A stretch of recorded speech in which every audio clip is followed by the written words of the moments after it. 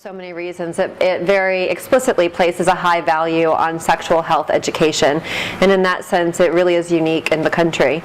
Not only that, but here at the University of Minnesota and the PHS specifically, there's an existing core group of faculty and staff who are engaged in excellent research and clinical work and community work, which makes it an ideal place to be.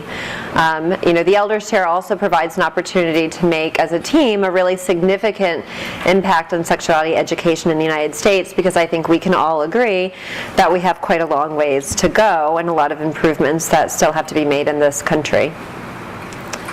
It's not a new battle, of course, but it is an important one. If we go back decades to Alfred Kinsey and his team and their research, not only did they conduct thousands and thousands of interviews with women and men in the United States about their sexual lives, but they did a very strategic thing, which was that they published the results of these into volumes to be shared with the masses.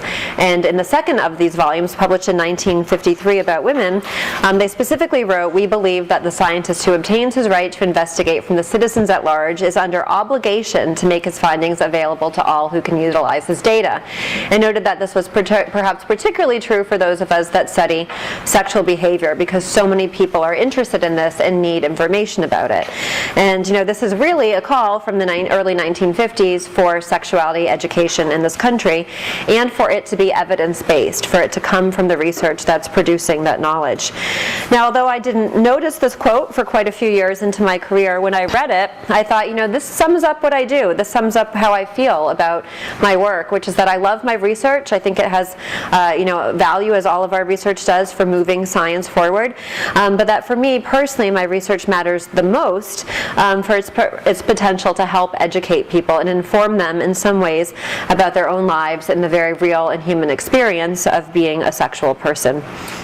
So research and education into sexuality matter. Through research, we get a chance to shine light on topics and sometimes on people who are often ignored. And through education, we get a chance to share that information with others and let them know that we see them and we hear them and that we're trying to make a difference in a more just and humane society. So to work on shaping the society of the future, I think we have to have some sense of where they're going. And like me, I work at Indiana University. You all are at a university where we have young people coming in every year to embark on their college career and graduate careers and so on. And so you probably have seen some of these lists that come out that say, the incoming class, for example, has never lived in a world without Google, or whatever the case is. And I think that's helpful to sometimes think about what this new generation is like. But it's also for me a good exercise to consider that with sexuality too. So thinking about this next generation, what is their sexual world like and what has it been like? What are they shaped by? Well, some of the things for me that come to mind are that things like HIV has always been treatable and Magic Johnson has always had it, which is really different than those of us who remember when this happened and when the news came out and how momentous that was.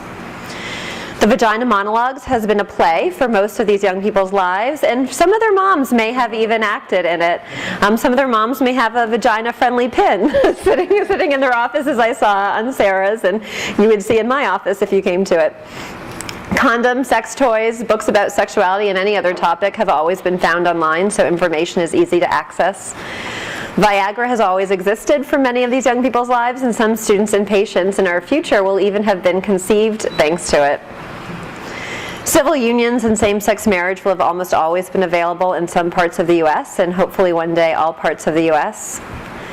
Birth control pills have always been low dose, which has had certain effects on women's bodies and lubrication, for example, and available for acne, of all things.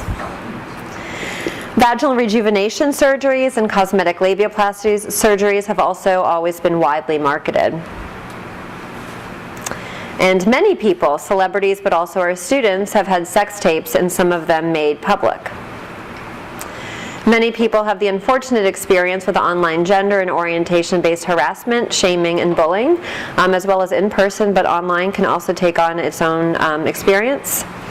But people have also always been able to find love and sex and porn online, and about 1/3 of younger people today, their parents may have even met online, about 1/3. So thinking about these kinds of things and who people are going forward, how do we provide comprehensive and relevant sexuality education to them in an evolving world? Well, I believe, first of all, that we have to always have high impact, and that often means well-funded and engaged research so that we can provide the evidence in the first place. If we're pushing evidence-based sexual health education, then that has to come from the evidence. And so research will remain an important part of this. Were I to be in this role as the Elders Chair, I would help to cultivate research collaborations. My existing research projects would certainly come with me, and I'd be very interested, as I increasingly am in my job, to mentor junior faculty and students as well, and to guide people in thinking about some creative and contemporary forms of funding. I know that here in Minnesota, people are particularly interested in the administration and industry funding, which is an area that I have a lot of experience doing in positive, ethical ways. I've worked with a number of different organizations and funders and colleagues over the years. These are some of my recent collaborations in recent years, everyone from faculty in the Department of Telecommunications at IU to the School of Medicine and Gender Studies and the Athletic Department, with funding by corporations that are pretty diverse in their nature, everyone from Church and Dwight to Pure Romance, which is a women's in-home sex toy party company, to a private foundation for women's sexual health, as well as the Bill and Melinda Gates Foundation.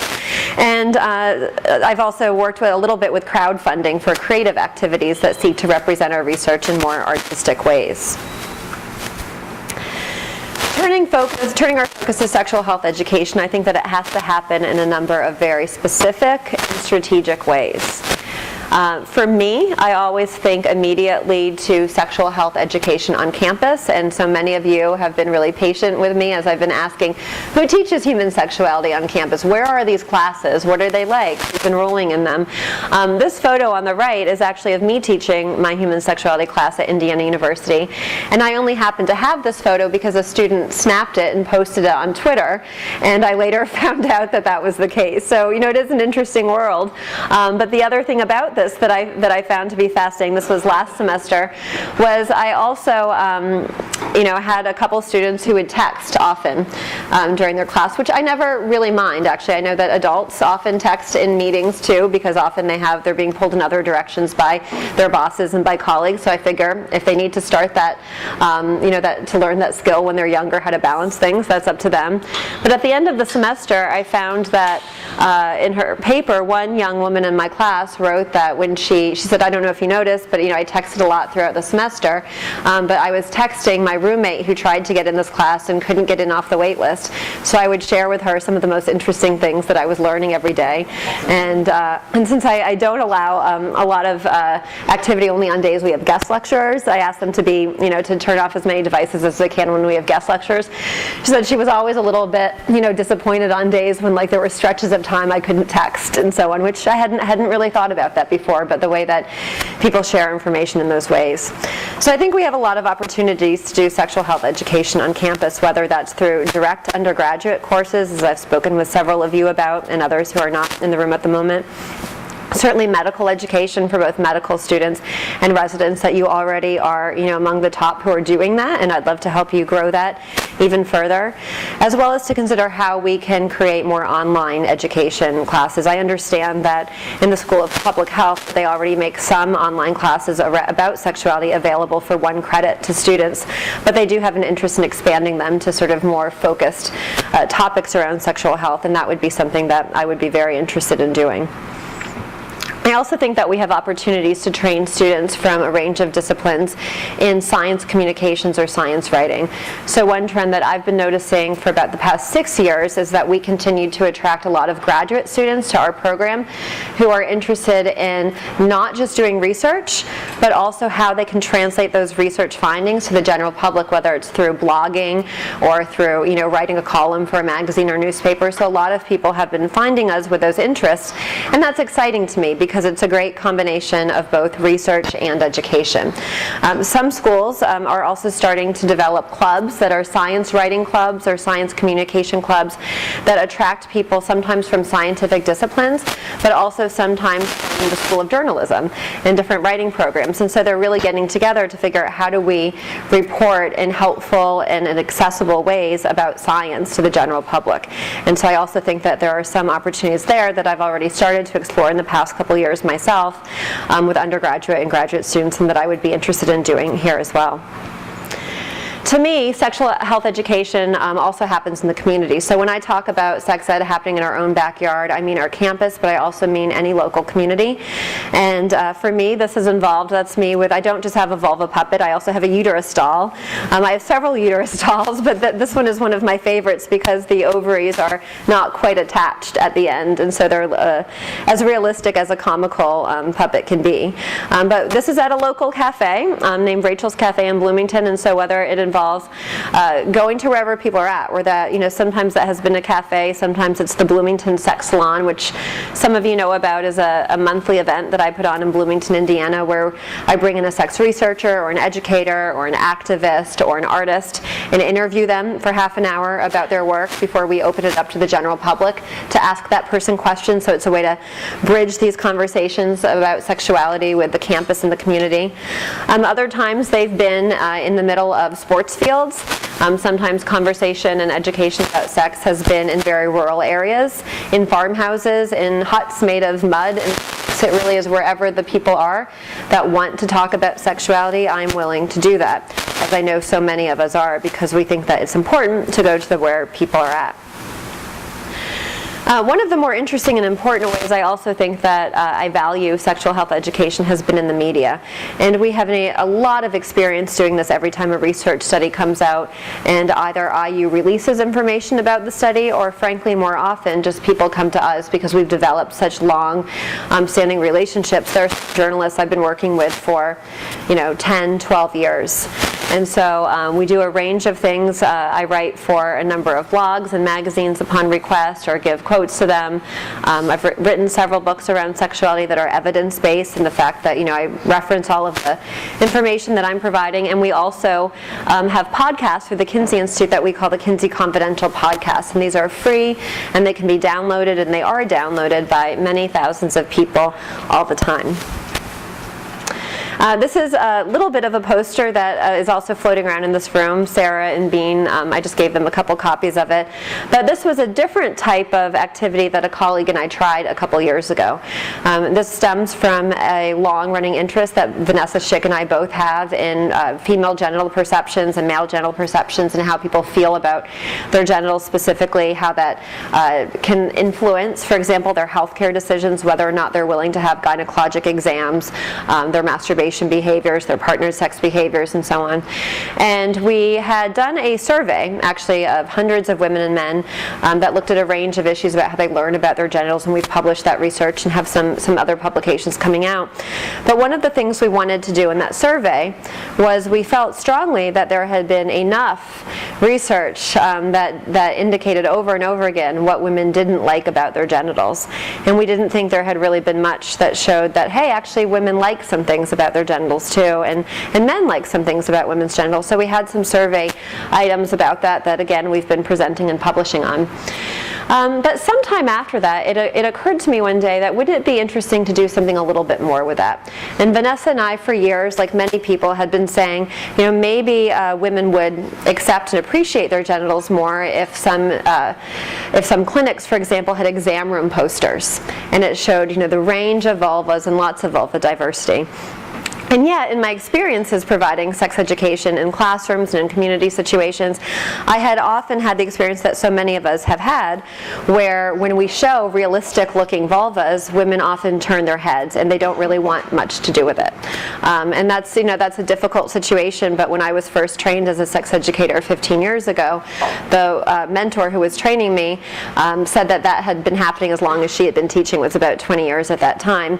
And that was actually one of the reasons I wanted to start using a vulva puppet, because I thought it could be a little bit more accessible and engaging, and it's turned out to be. So anyway, we thought, maybe those exam room posters with real vulvas aren't going to get a lot of traction initially. But what if we could make them a little bit more inviting, a little bit more aesthetically pleasing, and put something else on the poster, like quotes from our research study that might invite women in to read something, invite them in to actually notice the poster rather than ignore it. And so we created this poster that has real quotes from real women who were involved in our survey, saying things that they like about their genitals, everything from they're fun, intriguing, and have an air of mystery, to love my large inner labia. So some are very specific about parts, and others are a little bit more feeling oriented. And we did this project project that was an intersection of research and education with a local artist who worked with us to develop this, and we did it as a Kickstarter project. So it was crowd-funded. It didn't require any output of money from us to do it, and it was a way to test the idea to see if it was just, you know, Debbie and Vanessa, who are really into vulva-related things, having another crazy idea, or if people would be interested in it. But in fact, we set what we thought was a reasonable goal of $5,000, and we didn't profit from this at all. It means that it's we're seeking the money to get people the product. So you find out what it costs to print these posters, what it costs to print the postcards, and then you see if people want to buy them for, you know, however much you divide it by. And they did, and we more than met our goal, and we were able to produce the products that now I can also, you know, we have enough that we can also give them out, and our center bought some of them after we met our goal too. So it's been an interesting way of doing a different type of sex education in communities all over. One of the things that wasn't so much in the description of the Elders Chair, but I think is important, there's a lot of information in the Elders Chair about an idea for educating medical professionals, which is, you know, absolutely critical. But I also think that we need to really take on this idea of sex educators in particular. And so making sure that we're working with other sexual health professionals so that they are operating at full capacity to provide accurate evidence-based information about sexuality. And I, you know, am an AASECT certified sexuality educator myself. I think that we are so fortunate to have thousands of people who identify as sex educators all across the country who are doing local work in their own communities, very often with communities that most of us would never be able to access or get to. But we've got to find ways to help them, you know, really be competent in their jobs, because very many of them, especially the ones in rural areas or who don't have the resources to attend workshops or college or graduate school, just aren't going to have the same access to the types of resources that so many of us have had. Even if they could go to college, not every university has a plethora of people like you would find here who are really, you know, experts in so many areas of human sexuality. So whether it's through online education or connecting with more CEs or workshops, I think we have to be really proactive in making sure that the thousands of sex educators and counselors and therapists and others out there who are working in this field really are doing the best job that they're able to do. And finally, and this is something that I've been thinking a lot about in the past probably year or two, is that I think in general we need more what I consider a human perspective on sexual health education. We have fought some incredibly important battles, and, you know, frankly, many of you fought them before I came along in this field. So thank you for that. To get information about anatomy and STIs and sexual behaviors and contraception in, you know, in an education. We're still fighting that in many communities, but in many places we can now say these words. In my county we can, but in the county next to we can't sometimes in schools say things like penis and vagina. So it's not a completely won battle, but we're doing better. However, I get the sense, at least from many of the college students that I teach semester after semester, that conversations about love and intimacy and meaning are still kind of not where they should be, right? And we've done what we could, but we have more to go. And the current generation of college students that I see, the 18 to 23-year-olds, often have no idea that they all kind of want the same things in their experiences with sexuality and relationships with others. And I call it, you know, the best well-kept secret on a college campus is that you all actually want to date each other and like each other and even fall in love. And yet you can't say that to each other. I mean, it's, you know, last year I was in one day giving a talk to, well, I was actually in my office and a student had emailed me. He's not one of my students, but somebody on campus who had found out that I teach human sexuality and I do sex ed, and occasionally we'll meet with students who need help. So he emailed to ask if he could meet with me. I didn't know what it was about. But when he came and met with me, it turned out he had been experiencing significant erectile problems, and when he could get an erection, he had a lot of premature ejaculation issues. As we talked, it turned out that he was in a relationship with a girl that, you know, for more than a year, that he just didn't really like her, frankly. I mean, he didn't like her anymore, and he wanted to break up with her. But the problem was that he, was having so many sexual difficulties with her, so many performance difficulties, he's worried that this was just a performance problem. And so if he had a performance problem, then if he broke up with her, how would he ever find another girlfriend? I don't usually offer people direct advice. In fact, this is the first time I ever have when I said, you've got to break up with her, and you need to do it today. Because it's not just that he wasn't attracted to her anymore, he did not like her as a person. And his plan was really just he had tried that summer, during a summer in Israel, to just cheat on her to see if he could actually get an erection with somebody else. And that was going to be his plan going forward. I suggested that if he actually liked somebody, that he might have better success with his erections and ejaculation and all of that. And he emailed me just, several days after that. And he said, well, I took your advice. I broke up with her that night. And I've hooked up with somebody since then and it's gone fine. And so, somebody was really attracted to at a bar.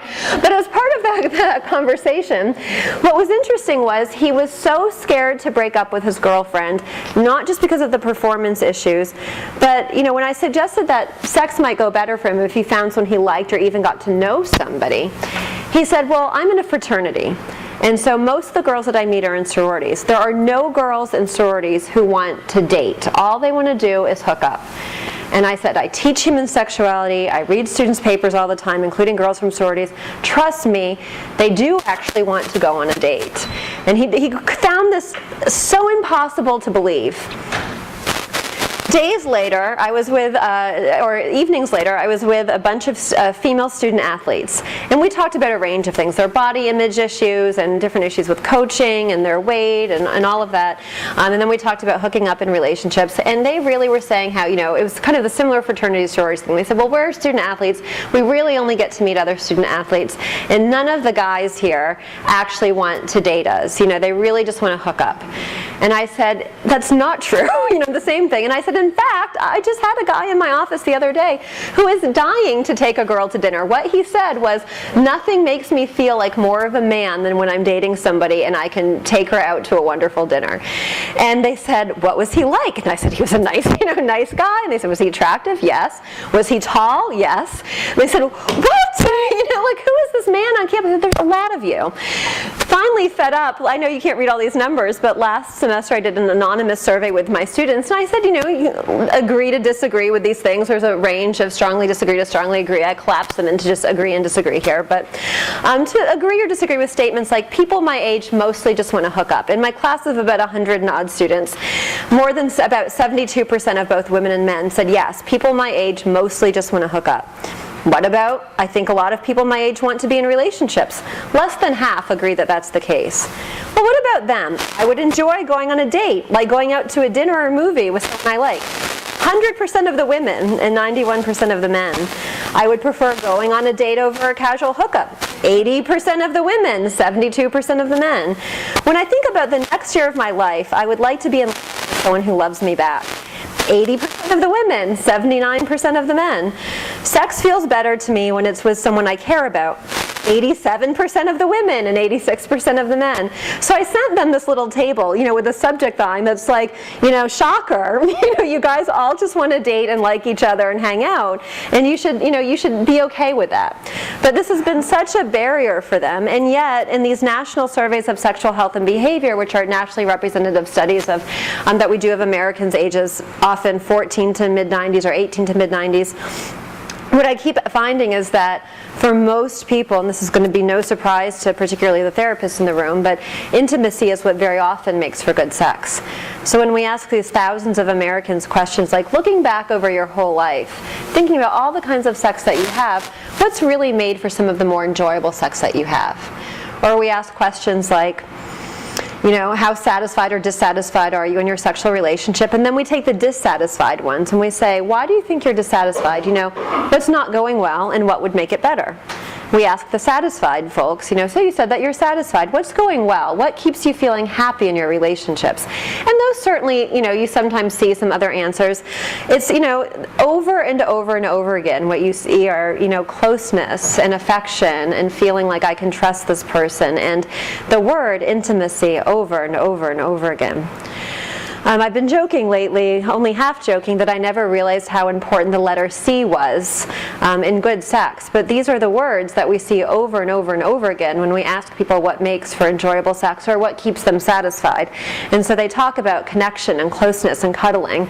Women will often talk about that, sex doesn't hurt, that they're not having pain, they don't have health conditions. People will talk about no or low stress, especially in their 30s and 40s. They often talk about having some alone time as a couple, or if their kids can be occupied. Particularly beginning in the 30s, we see so many signs of mutuality. And for this, I mean where people get away from saying good sex is like if I have an orgasm or if I like my partner, and they start saying if we have a good time, if we pleasure each other, if I experience an orgasm and so does my partner. I mean, the we becomes so present beginning in the 30s that it's really, it's just really noticeable when you go through these thousands and thousands and thousands of open-ended responses in our national surveys. This is by nowhere means done yet, but something I've just been playing around that I thought I'd share with you. It comes from our national survey. And I've been looking at these open-ended responses of satisfaction and dissatisfaction, saying what happens over the lifespan, which I think is really relevant when we think about providing sexual health education to people over the lifespan. And one of the interesting things is that there's not a lot of men in our sample who say they're really dissatisfied with their sexual lives, but the very young ones who are, all of their responses are about performance, because they have trouble with erections or they have trouble with premature ejaculation.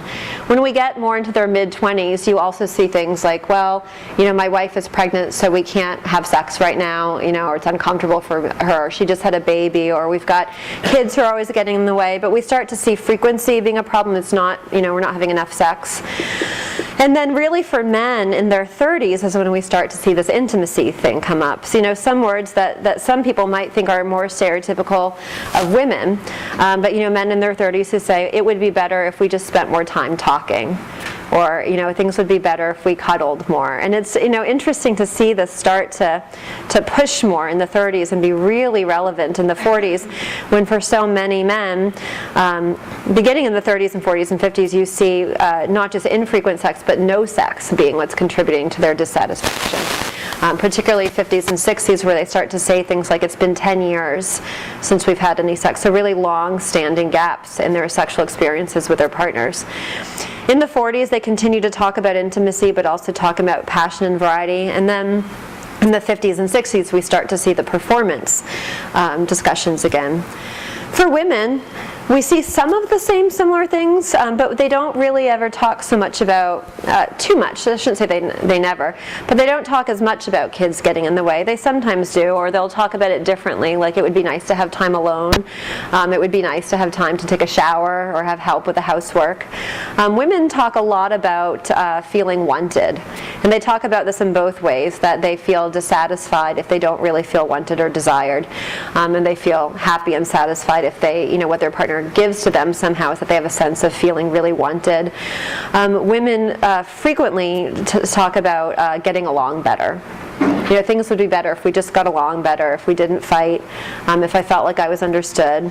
Women also write a lot about romance and tenderness in different ways, beginning in their mid-20s and onward. So again, this is not at all finished, but it's something I've been spending a lot of time thinking at different ages of the lifespan, what's important to people and how can we meet them where they're at in their lifespan. I recently had a high school reunion, actually, and for some reason they decided to ask me to speak at my high school reunion, which was a pretty traditional boarding school where we didn't get sex education. So it was really interesting to me to be able to talk to them about sexuality, but looking at where we're at in life, I showed them these kinds of things and said, thinking about your own relationship, these are things that you might want to consider as well, where you're at and what you can make better. So those of you who have seen me talk before know that I love to pull some of these quotes from our respondents. You haven't seen these before, but these are some of the most recent ones, asking them again what makes things enjoyable for them or satisfying. This 23-year-old woman said, it's a silly answer, but I honestly believe that having trust and love is what makes sex enjoyable between partners. I would like to get to the point in our sexual health education where this is not a silly answer. This is such a true response for most of the people who take our survey. Time with no kids. Not painful. My boyfriend is the kindest man I've ever met in my entire life. He just makes me happy. There's so much of that, by the way, from women. I'm talking particularly about male partners, about kindness and gentleness and how important that is to their satisfaction. That I'm treated with love and respect during times other than having sex. Willingness of my partner to try different things. Having toys available when having sex with girls is a huge benefit. I only wish I could have a strap on. When I'm with a guy, having him in control and pulling my hair is a huge turn on. Having help to get housework done and time to shower so I feel attractive and want to have sex. My sexual relationship with my husband is directly in relation to our overall relationship. We love and accept each other and support each other. Both women and men had such similar quotes in this area. The photos, by the way, are mostly from the Kinsey Institute's art collection, with the exception of the last one from the Smithsonian. For men, we have animal instinct from a 23-year-old. Love, caressing, and foreplay. I find sex stressful for fear of loss of erection or fear of orgasm too soon. What makes it enjoyable? Youth. Quite a few men wrote about that, about this loss of youth. It's the entire package: home life, going out, and staying home. Simple, nothing complicated. The anticipation of that out-of-the-world feeling. It's a celebration of love, affection, and devotion to each other for 29 years. Couldn't be better. Feeling sexy and loved. I used to believe the climax, but with my wife, definitely the intimacy. She doesn't make me feel less of a man when I am occasionally unable to sustain an erection.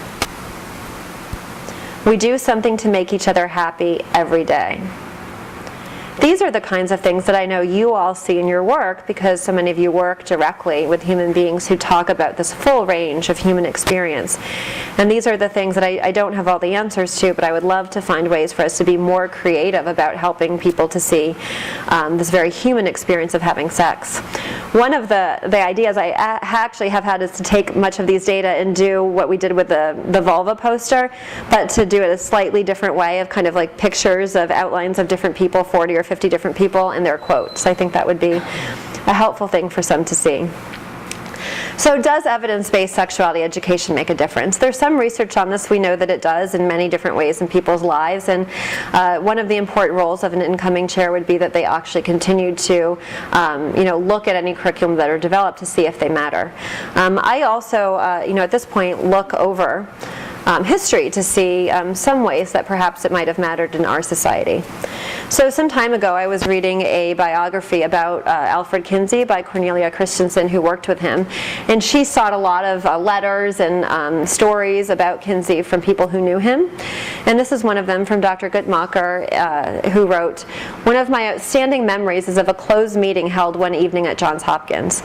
Dr. Kinsey looked worn and tired. He talked to the group at length, and when he told of a terrible injustice of sentencing a young adolescent boy to a Midwestern prison for 5 years for a relatively minor sexual offense, tears trickled down.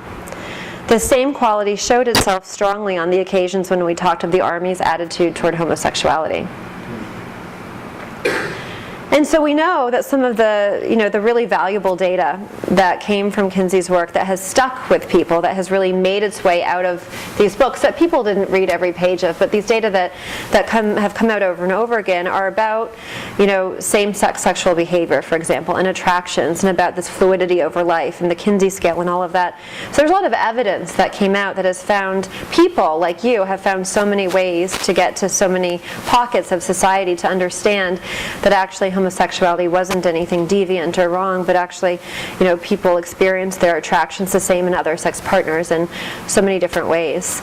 And so now, this past year, a very famous diver from the UK, Tom Daley, came out in a very public YouTube video last year. And as many athletes have come out, there's a lot of attention, but mostly positive, but some not so much. And Graham Mark Telegraph wrote the following. He wrote, "So young man, you just did a beautiful thing. I'd guess a part of your internal discourse these last few months has been thinking, what's it got to do with anyone else? The nasty comments from the more intelligently unpleasant members of the public will use that very trope. I don't care what they do, why can't they just keep it to themselves, etc., to signal their own inadequate psychologies. It's not viable, though, pretending to be something you're not in practice. It might just about work for a while in theory, and particularly when you're alone. It's not possible to be in love and not wish to share that fact. Indeed, it would be an obscenity to demand that harmless young people in love should keep the best thing about being alive a secret, as though they're ashamed of being human." So I would say that in the decades since Kinsey, that the evidence base that he and so many others after him have been able to not only collect but to share has made a difference. And I want to share one more thing along this theme, which was a drawing that my niece did last summer. And she was visiting, and almost 13 at the time, and would draw pictures every day at the camp that she was at. And one day she came home, this is just a small pocket of a larger picture, but I thought this was a really interesting part, and this hangs on my refrigerator. I don't know what Toast Man is about. There were other Toast Men, but she had this section, and it has the the rainbow and the pride in a rainbow, and it says, "I'm straight, but I support it. Woot!" Gay pride, and and these signs of two women and two men, or a man and a female. And I asked her about that, and she lives in Maryland, and I said, do you have any friends who are gay or lesbian, or I said, do your mom and dad have any friends who are gay, lesbian, or bisexual? And no. I said, so none of your friends have like two moms or two dads or anything like that? No. So do you have any friends who are gay or lesbian or bisexual? Not really. I mean, one girl thinks she might be bisexual, one of my friends, but I don't really know. And I said, you talk about these things at school? And she didn't really have such a personal connection to any of this. But to her, this came out in one of her drawings. And, so she was almost 13 last summer, not just a few years away from voting and being a part of this really changing society. But, she and kids of her generation are our future, and there are some changes happening that are really because of a lot of the work that has come before their time. So thank you.